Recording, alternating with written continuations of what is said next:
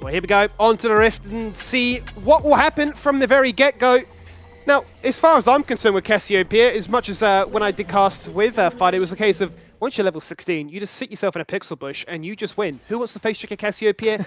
Absolutely nobody. But obviously, we're only at level 1, so let's not play the Cassidon of, like, you know, pointing towards the stop clock and saying it's getting closer, guys. Very different champion, but either way, I'm excited to see the Snake back in action. Yeah, me too. I really like Cassio as a champion. I think that it's one of the you lose kind of champs. Like when you draft a certain way, like you draft so much dive, if the enemy team locks in Cassio, it's extremely hard to navigate these team fights. When like they're in these front to back situations in the river, when Cassio throws down the Miasma, you can't play the game anymore. Like you're playing the champs with dashes, you just can't engage. Cassio's really happy. It also really, really good at doing objectives, which is underrated. I think that the damage from objectives coming out of Fury is extremely high, especially like the Gwen, the Belveth, even, you know, the Cassio and the Kaiser. So we're about to see if Antic aren't always on the ball about these objectives, especially Baron, they might just disappear. And we saw that exactly happen in game 1, didn't we? It was a case of Antic saying, we need to try and deny of that Dragon Point, and they said, that's fine, we'll go for a 2-man Baron attempt, and they were successful in sneaking that one away, and maybe some would argue that was the turning point truly in favor of Fury. But with a clean slate and some different drafts, you mentioned before that, generally speaking, you prefer the disengaged comp. Do you think still you're leaning more towards Antic with the ranged advantage, or do you think Fury, based on last game, especially on top of their draft, do you think Fury have what it takes to run sweep? I like Fury's comp just because they have stronger side laners. I think that the team who, you know, has control of side lanes, has control of mid lane, and then in tandem controls objectives just because it's easier to move around the map, you gather more gold. It's a little bit of trade bot, but I don't really think anything's going to happen here. I like both comps. I wouldn't be, you know, too disappointed playing on both sides, but I just like to have more control of the map. And, you know, when you have a winning side laner in the Gwen, in the Cassio, it's just much easier to navigate. Certainly is a little bit easier to navigate, so let's see how they can play this one out. And if they're going to stick to the same script of just fighting after fighting and hoping that one day something does land and they've got enough damage to back up their ideas, because it was a curious game, to be quite frank, right? The fact that they were just finding so many mismatched fights and just going in time and time again, and then, you know, falling further and further behind, but then only just to come back and say, oh, we've hit that 4th item now, guys. It doesn't really matter this time we win. We have to obviously pay close attention, in particular to Nox on his coveted Belveth, as he already makes his presence well known. He goes in for the invade, not going to go for the blue buff still, actually trying to deny it. The wolves! He's burnt the flash! He's burnt the flash, he's not found the reset. He can't burrow the same way that a Viego can. And, well, Antic, get first blood. Yeah, this is the problem with invading. You would think that you're in a stronger position, but it's just much easier for the lanes to collapse on the side that's being invaded. So we see Incursey move over and find the easy first blood onto Foreigner. Sorry, not to Foreigner, onto Nox. But just a little micro thing happened there. The fraction, the smite coming out of Foreigner was a fraction off cooldown a bit earlier. So, you know, he found the wolves, which probably won him the 1v1 there. Yeah, it really was a difference of mere seconds as to who came out ahead, and maybe fans of Antic are thinking, that's good, you know, the one trick on his most coveted champion, unable to get off to a flying start, that certainly puts a bit of a smile on our face, but it still doesn't detract from the point that it's an incredibly quick clear, very frustrating to deal with, and that you still have those winning side lane matchups as you highlighted previously. Yeah, it's also really important for both junglers because both champions really struggle into these team comps. If they fall behind, it's going to be very, very hard to navigate team fights, especially for the Belveth. Like, you don't really offer anything besides damage. And when you get CC'd and absolutely blown up, it's, you know, hard to play the game. Have to see if he's able to get the kill onto Zoranus here. He doesn't have flash. Zoranus has little to no mana, but he does get knocked up and he goes unstoppable, but he gets inside the Gwen immunity circle. He just runs, and he still stays running. 70 HP, the Ghost was enough, and Cassante lives yet again. Just always by a minuscule fraction, we see these Cassante's living. They pop the Ghost. It's such a nice defensive summon in the early game where you can just, you know, pop it, run away. You're not too worried about burning it because it's not a flash. It's such a low cooldown and you don't feel very susceptible as, you know, using it to escape a gank. I'm sure it really sucks for Nox though, because not only are you behind from the first blood, you've literally respawned, run straight to lane and said, this is my ticket back in. Not to be the case, and Foreigner now with double buff says, well, I can just go for a bit of an invade and make sure that, yeah, you never really get a strong grasp or any kind of foothold back into this one, because we've certainly seen games, right, where a Viego, unable to participate, ends up doing less damage than a support. Yeah, also something to touch on is Chirp's doing really, really good in the 1v1 here. I would think that Hwei would win the early game because Cassio doesn't really have the mana pool to all in or trade. Like, she's going to throw a couple E's at someone and just go but Hwei has that range advantage, has the ability to push while trading, so really nice by Chirp to see that he's winning. He's got his CS advantage and still has his TP right now.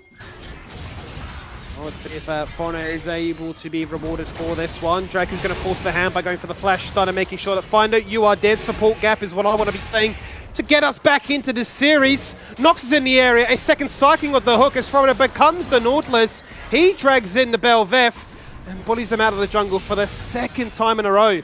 Yeah, really nice by Draku. Finder is trying really hard to bait there, waiting for his team to collapse, but Draku, he sees the angle, goes for the flash, takes him out straight away. When they find those kills, they find the chickens and they find the golems. So this is a really, really big pickup for Foreigner.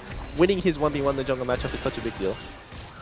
And Curcio making sure he doesn't get jumped upon there, given the fact that Chirp has crest over to level 6 just a fraction earlier than him. But based on the way that fight just played out, it's an easy avenue for Foreigner to go from jungle invade into first dragon. 6 minutes in, pretty on point for them to stack that one up nice and easily if they can. But still, in Curcio has to show a lot of respect here. Can't be too greedy, especially because there's a massive wave about to crash, and Raze is under a bit of attempt to take him down in the process of crashing too. He gets dropped down to, well, sub 100 HP, but is able just to walk away in the end. He should have access to the olives in the river, so I think he will end up staying here. I don't expect him to recall just based on the wave being pushed out. He's going to miss a bit much. If he doesn't get access to the olives, he's just going to, catch the wave on his turret and be safe. I think something else to touch on is, based on the mid state right now, I don't really expect there much to be happening around mid. I think that without flash on Draku, there isn't really much kill pressure onto Chirp based on first recall, so I expect to just see constant mid priority into Fury enabling Chirp to just snowball push, make sure he's safe to scale, and that's their avenue to lessen the wound of the bleeding that's happening right now in the early game. Yeah, for sure. I mean, to be up by 20 CS, as you mentioned already, is a pretty sizable deal given the range discrepancies. So I'm sure Chirp is feeling a little bit inspired about that one, especially after the Aurelion Soul found magic in those later moments of game 2, but Foreigner's been patiently waiting for that gank. But same could be said for Nox. They're going for a double bait, a 2v2. Chirp's found them with those twin fangs and taking him down very quickly and easily. Foreigner then becomes the Cassio appearance, says let's carry on, but I'm a bit squished here. So we look at bot lane and say, what on earth has happened here? Raze is dead, his flash wasn't available, and the summoning heal just was not enough with one more hook. Finder tries to take down Draku, but Hooper says, I'm too low. We're buying too much time. Foreigner's been able to freely rotate from mid to bot, and he's now looking for the flash stun, which he misses. Surely they still get the kill. Yes, they do. Killer instinct from Hooper into a flash, and he's safe under that tier 1. Yeah, cute little escape there out of Hooper. Really nice to see that he gets out of there. Foreigner commits the flash, finds the kill onto Finder, so in the end, it is that the 1-for-1 with the collapse. Foreigner is doing a really, really good job right now to win these skirmishes for his team, even though the rest of his team isn't doing too crash hot in the later phase. Let's check in with the top lane. It feels like we spent a fair bit of time talking about every other matchup apart from top. Generally speaking, top lane when we check in, it's just a case of them trading. One gets a good advantage, back to base we go. But on this occasion, the bans were quite clear that we want to make sure we remove anything that makes Cassante's life difficult. Obviously, then they call their bluff and they get Cassante Duantic, but the Gwen is definitely making his work cut out. Yeah, we do see Fury going for the collapse on the Racy. He does have access to the flash here. We'll have to see if he goes for the prediction, though. If he does go for the protection, it looks to try and buffer and break anything with one of those chakrams. There it goes down, the full combo. There is the flash! And all is well and good in the bot lane as he gets pounced upon by 3. Yeah, honestly, nice by Finder to go for the root before the hook, so he can't react with the flash, but unfortunately Nox was just out of range, so he was able to follow up with the knockup, which would have resulted in a kill. Yeah, the lane with CC chain certainly to be broken apart on that occasion, but still, it's enough pressure to make sure that Raze can't run away with things in this laning phase. Foreigner now going to reset and come straight to top lane, as these two bruisers have a bit of a battle inside the immunity circle, now to be expired. Someone's going to trim that wave first of all and say, Foreigner, it's all yours, buddy. That's his 4th kill of the game, the only champion bounty, and this Viego pick so early is a menace. Yeah, it's absolute menace. It's just really nice by Zonas. If you're a Cassante player, you've been in this situation so many times where you're pushed in front of your turret, you land the Q3, you push them back into your turret, you all out them into your turret, and that's honestly where we find most solo kills in the Cassante. It's all well and good though for the Cassante and the Viego matchup, but it is at the cost of their bot lane falling further and further behind. As a result, Nox walks in, steals away the enemy blue, and gets escorted out by his own bot lane at that same time. But Blade of the Rune King has come online at only, 9.5 minutes, so there's a huge item spike to be found there. I suppose it just becomes a question of whether or not he can continue to find avenues in which to exploit it. Yeah, we keep seeing the same thing happening as well. We see, Nox trying to take away camps, but consistently we see Antics lanes defending them really well. We saw, in Curcio with that roam earlier. to, help on the invade. We see the bot lane defending the Grom, so Foreigner's just constantly finding camp leads. We see the Blade versus the components already, so he is absolutely online and ready to take over this game. He certainly is, and with another objective spawning, certainly it's a cause for concern for the laners of Furious, who we can't get too hasty here because that jungler is probably in the area. As we note, that is certainly the case here with Foreigner, but Findo, with a nice little attempt to fault that, is just going to respawn, or rather reset, and run straight through the mid lane. And with that presence being made aware of, it's a case of I need to run away. But has he bitten off more than he can chew? Findo, where you going, buddy? That's the wrong side of the map. He buffers with the hook. He gets slowed there by that and the Blade of the Rune King. It just gets punished. Looking for a second hook, but Findo doesn't connect. Tries to predict the juke, but Chirp doesn't juke that one. Yeah, only noobs juke. That's what I always say. Chirp didn't have access to the flasher, so if the hook did land, it would have been him going down. Have to see if they want to commit onto the roam on Tomasino here. We do have Nox shadowing. Yeah, Tomasino running the long way around in this laning phase. Can he get himself out of this situation? He's got 0 summoners or whatsoever. He has the ultimate only coming up now, but he's got stunned! And if you're stunned, you can't steal any HP back. And falls down for the 2nd time in a row. Yeah, there's just a gap in communication there. Like, we definitely knew they were in top river, and it's just unfortunate to see Tomasino go down there. But he's always dying on with his wave push, so he's not really like losing out on much. So that's the one good thing coming out of here. Have to see if Fury do want to commit this. I think that Foreigner is a bit too strong at the moment, and playing for this commit is a bit scary. See the flash come out of Findo. They certainly do want to go for it though, because they've committed members in the area. TP from Mantic to try and force this one in their favor. Magnus on the draw and plays 2 people. Chirp looking for that petrifying gate. It's on CD. Never mind, the fight continues. The unending despair is there. And tell you what, it is a little bit of despair right now for Fury because they've lost 2.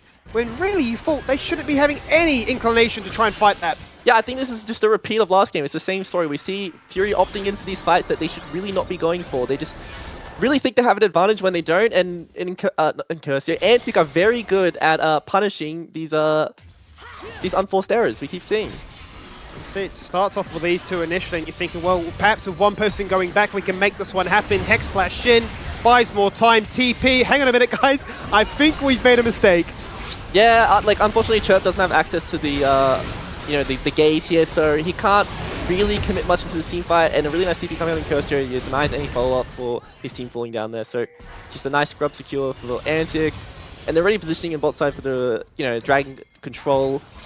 But I just think that Foreigner right now is a bit too strong, and you really want to avoid these fights. You should be avoiding these fights. Oh, Cosmo was that damage onto Nox! He died between the Moonlight Vigil and the acquisition of true heartbreak there for the Viego. And one by one, they get picked apart here. Foreigner showing no signs of slowing on down. Tries to dive underneath that tower to find more than just the 2. But it's just fueling the fire, which is making this Antic squad stronger and stronger. 6-0-5 now is this Viego. Yeah, and like even we can see the top lane trades. We see the Canic Rookin being finished by Zoranus here, so he's able to trade aggressively. See if he's going to get the close kill with it all out. He's looking for it, and he does it again. It doesn't matter what you're playing top lane, he says. You can play Camille, you can play the Gwen. I will beat you in laning phase, and I will really take over this game. Now, Antic up by 4k. Yeah, I think that they're in a much more comfortable position. This is like pretty much the same game say as last game, but they have the scaling this time. They have, the ease of access to these team fights with like the really strong damage coming out of their ball lane. Have to see if Raze does fall down here, though. His flash is almost off cooldown. It was on vision. He knew this was happening, but he stood around for a little bit longer just because he could. Hooper tags up to get the assist, but it's Nox that gets the connect blow. His first of the game. But when Foreigner rocks up, he starts to get a little bit concerned, and he has so much mobility. He says, I can afford to make crazy plays like that because I can get away with it. Yeah, we've all been in that position. Like we see our jungler hovering us. We feel a bit safer than we are, but Raze falls down before Foreigner is able to get there. Really take over that fight. But it's still a good outcome for both teams. They're getting gold into the right people that they want to get access to these resources. One of the saving graces for Fury right now is Chirp in the mid lane. He's still farming really well. This champ will still absolutely own the comp coming out of Fury. I mean, Antic, sorry. We know what you meant. We absolutely know what you meant. I actually believe that Sweeper actually cancelled the vision, so even Raze had no idea going blind into that one. So I apologize on that regard. All the Twitter analysts out there looking to try and flame me. But either way, Foreigner comes in, plays clean up Cruises. That's my job done. I'm not going to entertain the idea of fighting any more than that because we're going straight out of a replay, back into the action, back at top lane. And it is now actually Zoranus, after all the carnage, making sure this Gwen is behind, up with a CS lead of his own. Yeah, even though Fury are falling behind right now, their carries still have leads. Both carries are doing really well to, have their first items completed, have good CS, make sure they're able to, still play the game even with the rest of the team having no pressure. I want to see how Fury are able to navigate like the rest of this early game or mid game. If they do want to end up a trade, position Findo going for the dive here. And Kosu doesn't have access to the flash, so I feel like this is a pretty easy kill. What can he do? Petrifying Gaze, teed up and ready to go if he wants to try and use it right now on a Miasma. Gets stunned up underneath the tower, is holding on for dear life with that minuscule self-cast shield. The unending spare is enough to tickle Chirp on the disengage, and Zoranus is saying, Findo, come back here, mate. You're 0-6. How about we make that 0-7? You're not James Bond, because you're not a secret agent. I know exactly where you are. You're inside our jungle, and now you're going on a bit of a cross-country marathon. So, you know what? I'm thankful that the Observers toggled away from that one. We saw a turret fall on down. Now we're watching the chaos again, and it becomes the great chase as to where could the Nautilus be hiding? Yeah, see, the problem with these kind of situations is you don't want to end up chasing the support. It's not really worth it. You're going to lose so much control on the map. We see, like... He tricked them! He does get out, though, which is really nice. And Tomasino gets out. So, in the end, it's a 1-0, and they got the TP. So, it's a really good outcome for Fury. And especially the fact that Tomasino was left alone in top lane. He got access to, a couple waves, crashed the wave, so it's able to bounce. He has an item now. He's sitting a bit more comfy. Still not in a position to take over the game. It's going to be a lot more time for he's able to do that, but it's just a really good practice play by Fury to be able to get some control of the map back. We need almost like a comical stat of like time purchase from baiting him to chase you right after. Obviously so difficult to try and quantify that one, but either way, as you mentioned, someone still sitting on that Riftmaker going to feel a little bit better about the Gwen performance, so much so that they go for a 3-man collapse, 3.5 with the Void Seeker there from Hooper, to make sure that Zoranus finally does fall his first death in this game. Yeah, I mean, Zoranus is fed, but he's not that fed. The amount of damage coming out of Gwen is still going to be really high. Just going to find a much harder time in the team fight. In the 1v1, she'll still be happy. And Nox is always going to be happy in those positions where he has the bulk, and he's going to do so much single target damage to the tanks. Let's see what the setup is looking like for this next objective. A minute on that next dragon. That would put Antic on a potential soul point. So they're going to very quickly shift the numbers towards this part of the map, but a bit of a flip is the case that Chirp says, well, I'll play towards that top lane. Any chance for a bit of split pushing uncontested, I'll always be keen to pick up that one. Makes sense given that he has TP whilst Tomasino doesn't, so he stays with the rest of the squad for the meantime. And now it's all about wrangling control of that mid wave. Yeah, definitely. But I want to put a little bit of the spotlight right now onto Dracu. I think that he's had a very solid performance so far, but with the Dragon coming up, I think he is the win condition for Antic. He needs to find that engage onto Chirp with his flash, and if they're able to take down the Cassio, the game becomes much easier for them, and it's really easy to navigate the team fights when the Miasma is removed from the game. So have to see how Dracu wants to play this, if he's going to flash from in front on, or he wants to play for a flank.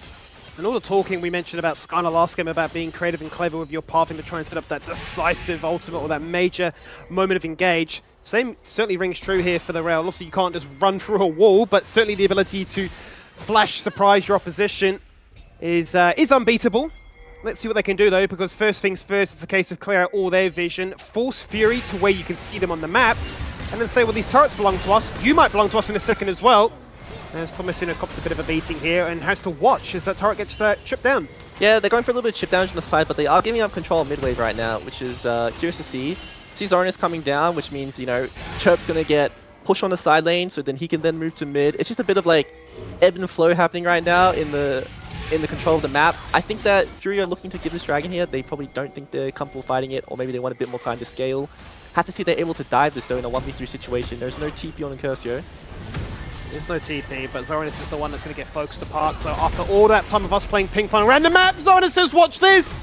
Try and gank me again with the same amount of members. I'm the Avengers. I am the end game. And I'm playing Cassante. So it's just disrespectful. Nox, you're playing your one trick. You're 1-4.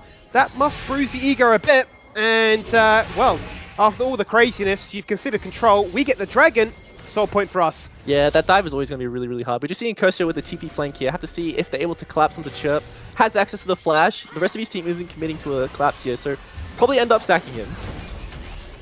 Would seem that way. Would certainly seem that way. I don't think anywhere Chirp can go buys him enough time to try and use the TP out to safety. And then it's just the stragglers, which has been a bit of a curse for Fury at times, right? Looking to be disconnected at the best of times. They fall on down one by one. Hooper goes a little bit crazy with the killer instinct, but is unable to kill his counterpart. As Raze on the Aphelios answers back. We've seen this one before. We've seen Raze on the mid-wave with an AD carry by himself, and he always seems to find those kills, which is a very, very nice boon for him. He's He's a bit behind in CS, but he's finding those kills. His team is finding a lot of control on the map, so he has access to as much scaling as he wants. And we've all seen what Raze can do on affiliates before. We certainly have a very famous clip of me screaming as he farms a pentakill at DreamHack.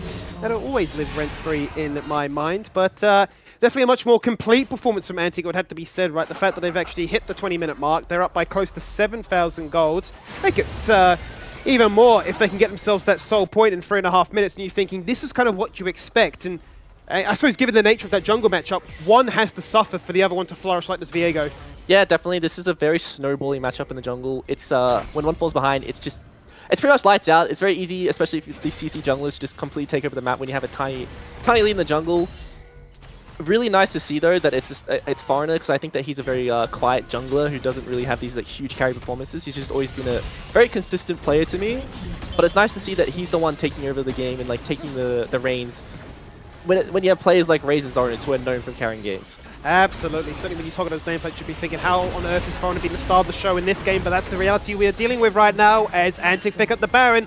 Nox poked his head in and now has to try and run away from this situation because Fury, as a free man, looks to try and escort a wave into that tier 2 mid.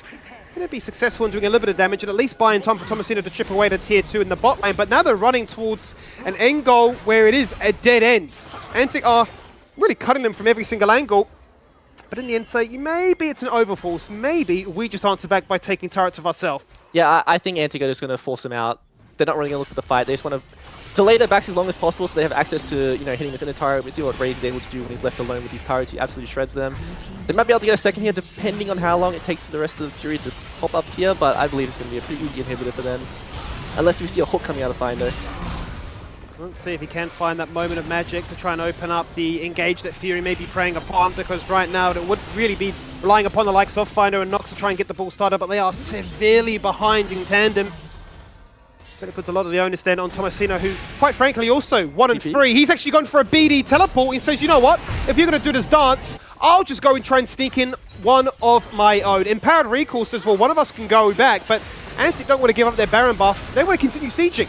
So he picks up the bounty there, which is really, really huge for his team. I think that he's not going to escape from this 1v1. Have to see what happens in the 4v4 here, though. I don't believe they want to drop this turret here. Chirp is still really strong. Curious to see if they do want to engage, but I believe it's pretty easy for them to hold the turret.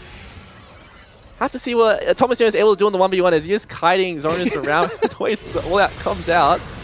He just did a couple of laps around the inhibitor, did a bit of extra shit damage to it, and continues to fight in that picture-in-picture. He's getting lower. I mean, the war of attrition, Zoranus is winning, but then we turn our attention towards the fight on our main screen, the 4-man stack, and we do see that Antic are also winning on that as well. They're going to finally break open a second base turret. Now also pick up their first inhibitor and say, job well done. Yeah, breaking the map open, breaking the double inhibitors for Antic is very, very nice for that team. Denying as much healing time as possible. Fury will have access to more gold with the super creeps coming in through both lanes, but they have to worry about like this Dragon Soul coming up in the next like 40 seconds, and they're gonna have double supers coming in on the opposite side of the map, which means like their carries or their main damage dealers just aren't going to be in the correct position when this objective spawns.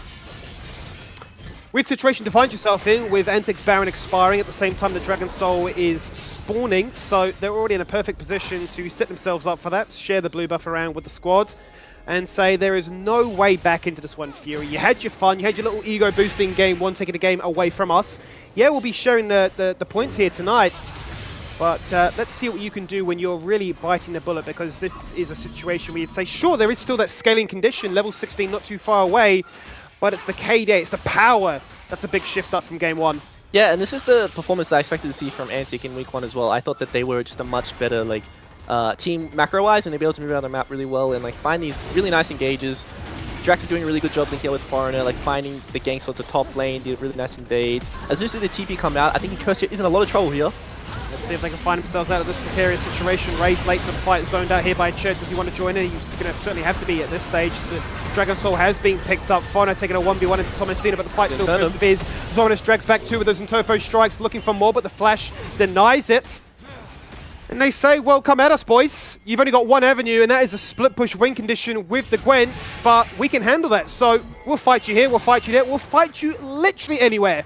Yeah, such a nice TP feint coming out of Fury, but they only find the 1-for-1. I think that goes to show like what the game state is right now. Like, Chirp is strong, but he just doesn't have the damage. He doesn't have access to, you know, the items he needs right now to be able to tank down these tanks. Yeah, he's unable to shred them as much as he would like. He's forced to really bite the bullet and stick around a little bit longer and really pray that Tomasino can farm up even more gold bounties, because that is triple inhibitors taken now, and TP's ensured that this wave stays topped up and healthy. Zonas once again goes in like that unstoppable raid boss. Can anybody do damage to me? Well, apparently they cannot, because Draku, at the very end, they finally ticked them down. Even thought he would survive amongst all the carnage in this base, but the supers are crashing, every wave colliding, and Fury only have one spot to play now, and that is hide inside this base. Yeah, with Draki going down there, they don't really have access to being able to pressure for the end there, which is actually pretty big coming up soon, because they have triple super creeps flooding into their base, and they don't really have anything to do for the next minute until the Baron spawns. So this might just be items coming through that Fury need to be able to win the next team fight. To see if that could be the turning point in this one. You can see 2.5 items here for Hooper, 3 and a bit there for Chirp as well. Is there a magical breakpoint, would you say, for champions like the Cass or the Kaiser? Well, Cassio, like, she's one of those ultra late game scaling champs. She kind of needs access to almost 5 items. You need the Death Cap and the Void Staff especially. That's when you see those Twin Fangs really start like one-shotting the carries if you actually step onto Poison. I think Gwen, 3 items, when she comes online, she's going to be really, really strong. Level 16 is probably more important than items, honestly. I think that the ult can do a lot of damage to these squishies as she's shredding through the front line. Let's see if level 16 can be found. It's already been achieved there by Chirp. Same could be said for Tomasino very shortly if he can get himself access to another wave uncontested. But as much praise as you say for the supers flooding into the base of Fury to make sure that they can get this easy farm, it's also just the ability for Antic to run the map and do whatever they like, because those lanes are never pushing against them. So they can deny all these jungle camps, they can set up all the perfect vision line, and really make sure that, hey, if we are gambling all on this Baron, we at least know you're coming. Yeah, we might actually even see Fury just completely give the Baron. They probably don't even care. They always want to get as much gold as possible for the next Elder, which they consider like the GG team fight. I think that even if they give the Baron, they might be in a position to hold the end. Their champs are very, very good at dealing with the siege coming out of Antic. I think that the one, you know, saving grace for them is Incursio's. Like, his poke is pretty much unmatched. Like, his range is so large right now. It's just, we'll have to see if Chirp is able to get the items that he needs right now. Like, he has been catching extra waves. We see Tomasino like conceding CS to give to him. They probably keep communicating like, oh, we need this item. This is the next breakpoint for us. So, you know, we'll have to see if they're able to hold this Baron, because if they are, I think they're in a much more comfortable position. Let's see if he's got enough gold in the bank there to try and pick himself up that item. And there it is. There's the Crypt Bloom. So not opting for the Void Staff. A little bit more of a supportive option, but certainly not the worst choice. We've seen a lot more believers, even mathematically, when it came into effect this season. So keen to see if that is going to be the breakpoint that will make the difference for them, or if it's just too much of a mountain to overcome at this stage. One inhibitor has respawned, a second just about to, and another 2 minutes before that bot lane inhibitor comes back, but as it respawns, it may just fall down again. Yeah, just paying attention to Dracu's flash time right now. I'm wanting to see when the Hex Flash goes off cooldown and gets access to the flash time, because I think that's when Antic will decide to pull the trigger onto Chirp, who doesn't have access to flash right now. Finding his time, waiting for that Hex Flash to pan away. We'll see what the cooldown of that is very shortly, no doubt. And we can really hope that he can find a moment in which he can strike and primarily take away this Cassio here. Across the wall they go with that Hex Flash, looking for the initial fight onto one. Findo is the focus. He hits a depth charge, but not enough to get himself out of a prior situation. And now they just escort the minions in. They say we can use them as a 6th member. So we go Flash, Magnet Storm, Moonlight Visual, tear it apart with the Incursio on top of it. Oh, it's just beautiful. It is that wombo, it is that combo, it is that decisive nature in saying this game is dead and done. And it won't quite be the 10k gold lead, but a much more comprehensive performance done before the 30-minute mark. And the points will be shared for game 1 tonight. Yeah, honestly, really beautiful that Antic there to just wait and wait and wait for that flash to come up. Draco instantly pulls the trigger, and it's lights out. Easiest that's giving. It certainly is lights out, as easy as that. And a lot to take away from this one. I think we're still not really sure how we assess both teams. We've certainly seen both the good and bad side of Fury and Antic. I think there's still a few more reps and weeks to come for them to show for us. I think primarily for Fury, much on that strength of schedule we discussed as well.